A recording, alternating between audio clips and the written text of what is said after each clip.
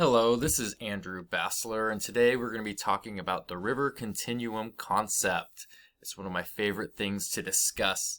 The river continuum concept is a part of how we describe rivers and how our rivers are formed. So let's first talk quickly about the definition of the river continuum concept and how it connects to our watersheds. So first,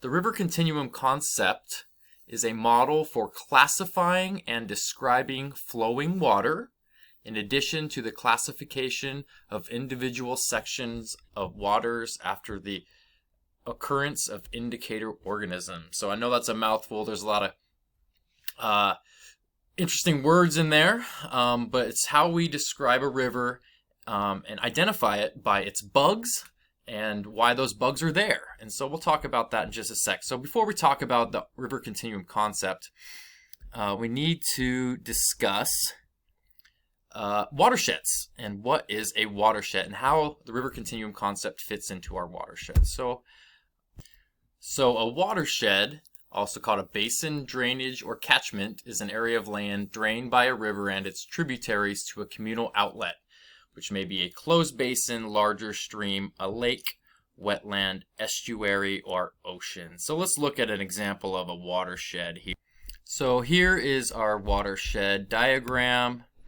You can see our rivers start in the headwaters, flow down in elevation, gains width with the addition of tributary water. It is defined by ridges as boundaries of this watershed. There could be multiple smaller watersheds within a larger watershed. Let's look at a map here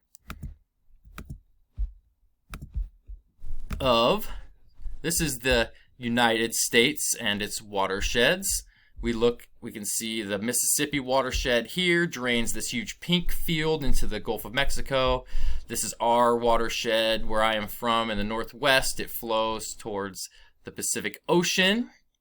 Now, how does the river continuum fit into this? Well, now that we've refreshed our memories on watersheds, let's look at a map of another watershed with some.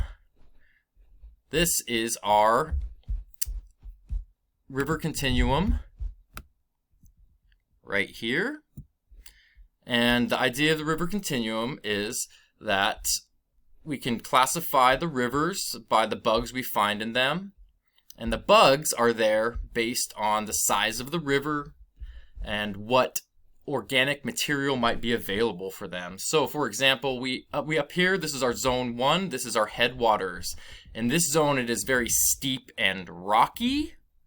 There are lots of tall growing trees, and because the rivers go skinny, we have lots of leaves and detritus and branches falling into the rivers. This is processed by bugs called shredders. And it's cold, fast-flowing, oxygenated water.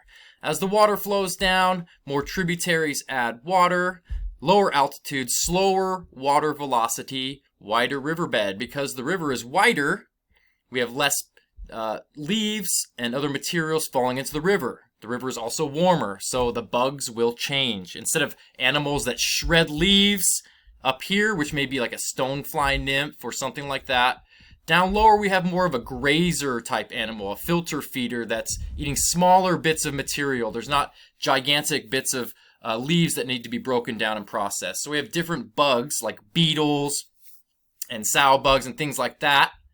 And so this is kind of the middle reaches, the transfer zone, I guess is what they call it here. And as we move farther down the river, we have more tributaries flowing in. It gets flatter and will flow into a larger tributary or maybe the ocean or something. But we have very low slope, slow velocity, and the river is becoming much slower and wider. So this is our river continuum. In each one of these sections, there are different bugs that we can find in each one. So if you're on a river and you see the bugs in the river, it will indicate what zone of the river continuum you are in. And understanding the river continuum is an important tool for scientists, students, citizen scientists, anyone interested in the outdoors, in terms of conservation and understanding the world around us. So it's a very good tool. So thank you.